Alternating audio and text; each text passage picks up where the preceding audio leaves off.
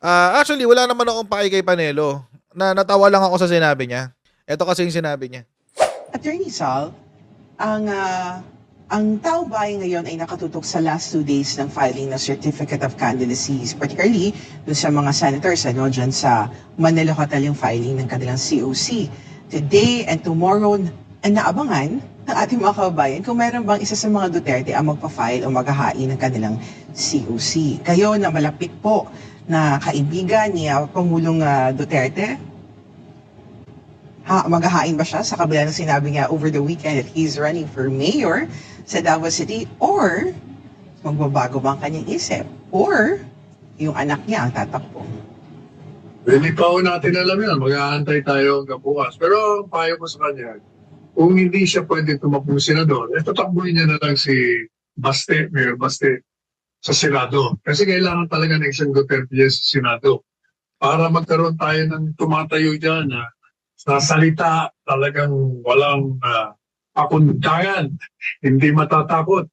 Kasi yung ating mga kaibigan niya parang nagsasalita naman pero mga ano lang pahapyaw, hindi talagang kagaya ng mga panahon ni Enrile, panahon ni Miriam, yung mga talagang lumalaban.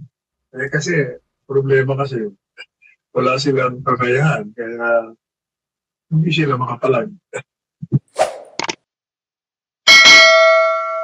Hindi pa ho natin alam yan. Mag-aantay tayo hanggang bukas. Pero ang payo ko sa kanya, kung hindi siya pwede tumakbong senador, tatakbuhin niya na lang si Baste, Mayor Baste, sa Senado. Kasi kailangan talaga ng isang Duterte sa Senado para magkaroon tayo ng tumatayo dyan na salita talagang walang pakundangan, hindi matatakot.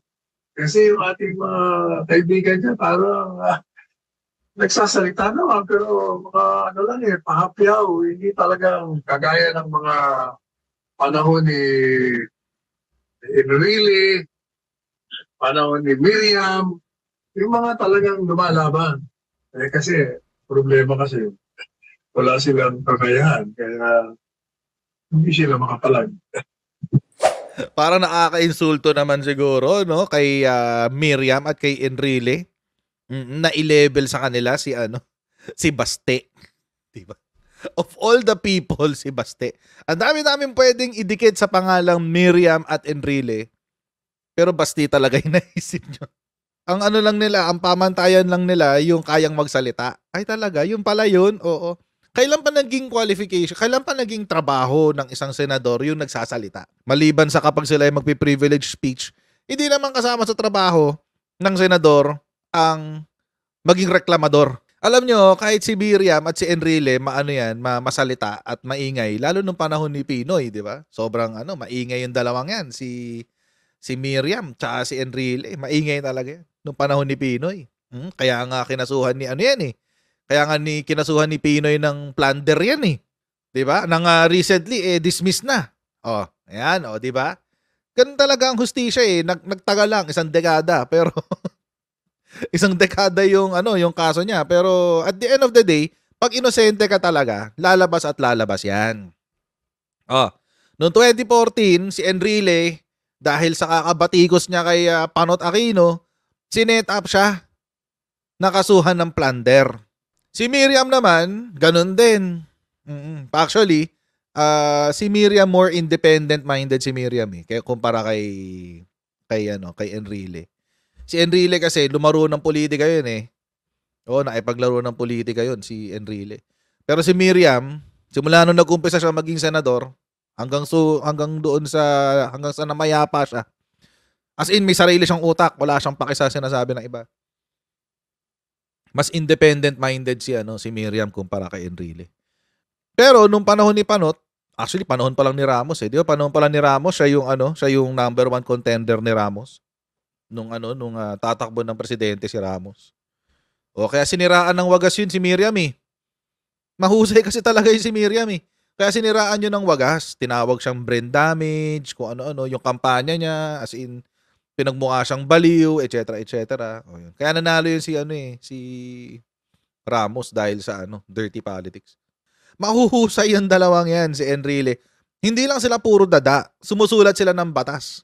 Eh yung anak nga ni Enrile, galit na galit kay kay pangalan nito, si Cristina Enrile. Galit na galit yun kay Baste recently. O anong ginawa? Bakit nagalit? Kasi nga etong si Baste ginagamit yung mga sakuna para batikusin si PBBM. O calamity power tayo ito? Calamity porn daw ang ginagawa ni Baste. Ang trabaho po ng pagiging senador, hindi lang po yung mag-ingay, hindi lang po yung tulad ng ginagawa ni Tulfo na mag-hearing in aid of legislation, pero para lang mag-ingay. Oo. Ang trabaho ng pagiging senador, hindi yung katulad ng ginagawa ni Bato, ni Bongo, na walang ginawa kundi pabidahin yung sarili nila. Pero si Bongo, walang ginagawa kundi puro malasakit center. Eh, yung malasakit center naman niya, walang kwenta. Dapat nga, hindi ginawan batas yun. Mali na naging batas yung malasakit center law na yan eh. Imagine, saan ka nakakita ng proyekto ng gobyerno na in-institutionalize tapos walang budget. Ang budget kinukuha sa 3 ahensya. DOH, PhilHealth at PCSO. Wala namang pakialam sa healthcare yan. Ginagamit lang niya yung malasakit center para yun yung parang pampabida-bida niya. Oh. Hindi ho ganun ang trabaho ng senador. Tapos ngayon, tatakbo na namang senador. Diyos ko, pag may bumoto pa talaga dyan kay Bongo. Tapos ngayon, gusto niya papaakitin si Baste. Bakit? Kasi maingay. Kailangan daw na magsasalita. Hindi ko kailangan ng tagapagsalita sa Senado. Kailangan doon, taga-ano ng batas, taga-sulat ng batas. Taga-usisa, taga-aral, taga-sulat ng batas. Ano na ba nagawa ni Bongo? Ni Baste sa Davao? Niyabang pa niya, mga kotsero. Nagyabang pa siya. Ito yung niyabang niya, to si Baste. Nagkaroon daw ng turismo sa Davao City. Noon pa naman sikat ang Davao City sa tourism. Diyos ko. Nagkaroon daw ng 2 events. Ayan. Nagkaroon daw ng digitalization initiatives. Ayan. Nag-digitize daw sila, etc. Marami daw nagnegosyo from 46,000 naging 47,000 na. O sabihin daw, umuunlad daw ang bayan nila. Tapos, mas marami daw nagkaroon ng trabaho, 21,000 na nagkaroon daw ng trabaho, etc. Tapos, ano pa ba mga sinabi niya dito? Mas marami daw nagnegosyo doon sa kanilang night market ba to? 599 daw. Oo. Yan. Marami siyang binida-bida dito. Oo. Marami siyang binida-bida. Infrastructure development. Gumastos daw ng 1.3 trillion pesos ang LGU ng Davao City para pagandahin daw ang Davao City. Oo, ayan oh. Ito yung nakakatawa dyan eh. Oh. The mayor also said the city government has funded 257 roads, highways, and bridges which were completed tapos in July 2022 to June 2023. He also said 135 drainage system projects were completed to help mitigate flooding issues. Ay, ganun pala yun. Kamusta naman ang Davao City? Bakit laging dinabaha ang Davao City? Nitong nakaraan lang, kailan ba yun? Last week ba yun? O parang ganun, parang last week. Last week lang, binaha ang Davao City. Bakit ang taas pa rin ng inyong poverty incidence, 9.1? Actually, mas marami pang ang humirap ngayon sa Davao City. Bakit? Kasi, dati, 7.2 families lamang ang mahirap. Bumaba eh. From 2018, 8.1, bumaba siya to 7.2. Oo. So, may improvement noong 2021. Medyo umunlad ang Davao City. O bakit mas malala ngayon? 9.1% ng pamilya sa Davao ay mahihirap. See? This is why Davao City deserves better. Meron ako nabasang comment isang beses. Nag-comment sa video natin. Sabi niya, wala kang karapatang magsalita para sa Davao, hindi ka naman taga Davao. Hindi talaga ako taga Davao. Buti na lang hindi ako taga Davao.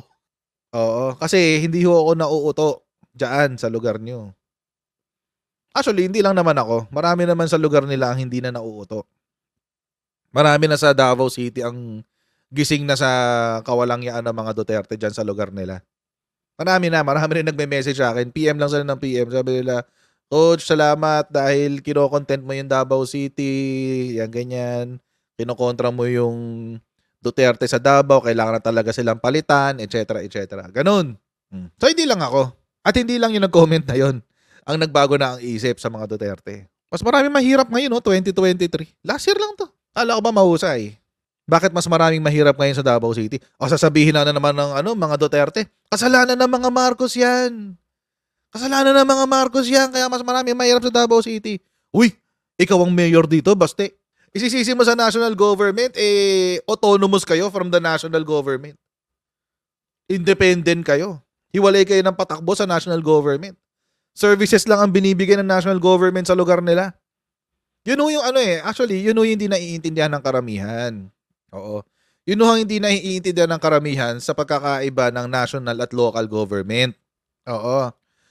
Ang local government po, mga kotsero, yung mga mayor nyo, governor, etc., etc., independent po yan sa national government. Ang trabaho lang po ng national government ay bigyan kayo ng serbisyo pagdating sa mga ahensya. For example, DSWD. Kailangan meron din kayong DSWD dyan sa lugar ninyo. Pero, yung operations ng DSWD nyo ay nakadepende sa approval ng mayor nyo. DPWH. Siyempre, merong national na DPWH. Ang pondo ng local DPWH, yung provincial, tsaka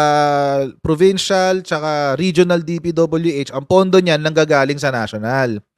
Pero yung i-execute ng mga proyekto, yung mga paggagawang proyekto, ang nagdidesisyon po dyan ay ang inyong mga mayor, mga gobernur. Eto, sinasabi nila, mas maraming kriminal ngayon sa panahon ni Marcos, ganyan-ganyan. Sa lugar namin, marami na namang adik, ganyan-ganyan. Ang trabaho po ng national government ay bigyan kayo ng regional at local PNP. So kung meron kayong regional at local PNP, sila po ay nagre-report sa inyong mayor. So kung maraming magulo, kung marami na namang adik sa inyong lugar, huwag niyo sisihin yung national, ang sisihin niyo yung mayor niyo.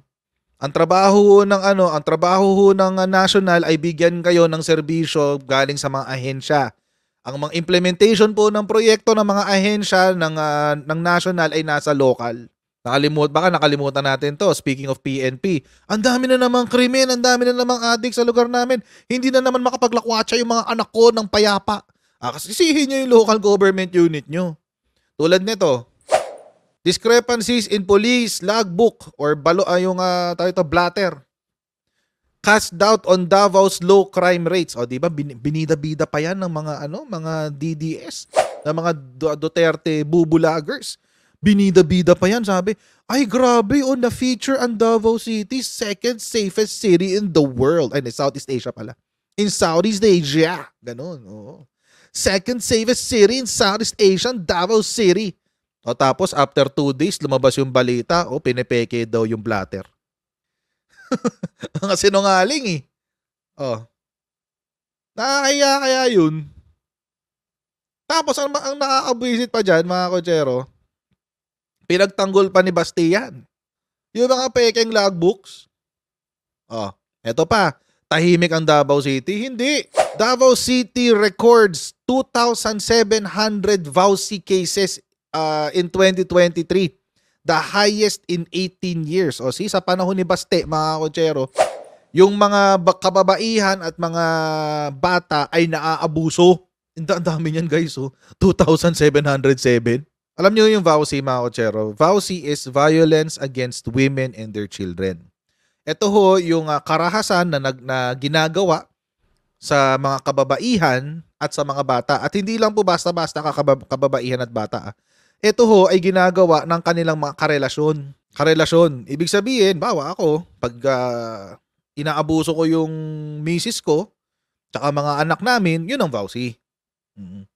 So, nung panahon ni Baste, 2023, Davao City has recorded 2,707 cases of VAUSI. So, hindi safe sa mga kababaihan at mga bata ang Davao City. Ganun. Ano meron kayo dyan? Yan ba ang mahusay? Ito yung sinasabi ko, mga kotsero, na ang trabaho sa Senado, hindi lang puro kuda. Kailangan may gawa. Ano nangyari? Hindi nakapag-legislate? Wala bang nagawa na ordinance man lang ang Davao City para bawasan tong mga to? Anong ginawa niyang proyekto para mabawasan yung ganitong klaseng krimen sa kanyang lugar? Itong si Baste. Well, in fairness to him, ang gumagawa ng mga city ordinance is the vice mayor and the councilors. Pero hindi niya nakausap yung vice mayor niya. Vice, baka naman gawa tayo ng city ordinance para mabawasan yung kaso ng bawsi sa lugar natin. Grabe naman. Oh, naalala niyo yung sa drug war?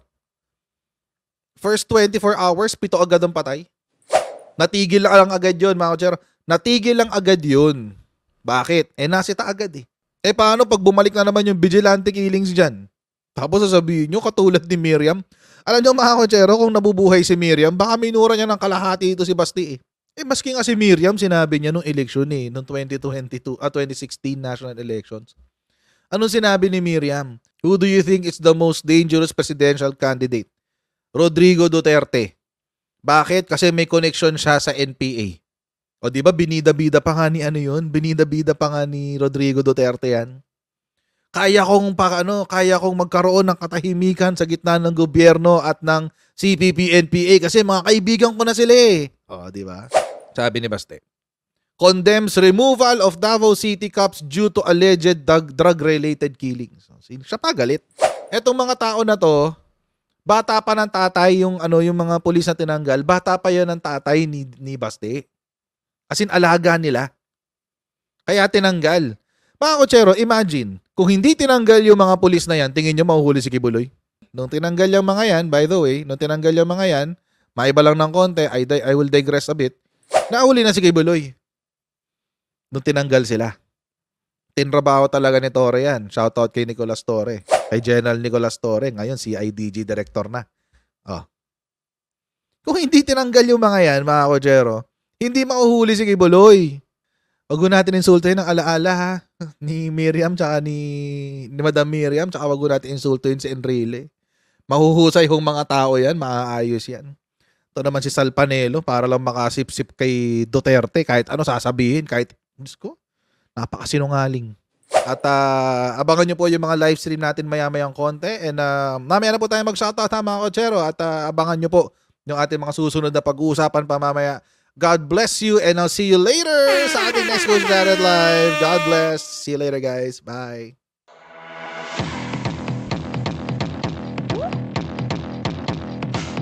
Pag ganun, huwag natin gawing tanga mga Pilipino. Mas maganda kasi nasa lugar ka ng tama kaysa yung pinipilit mo yung pagkakamali.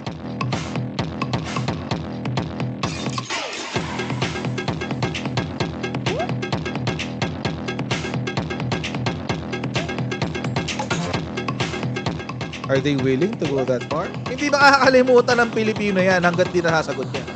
Sino ngayon nagsasabi ng totoo?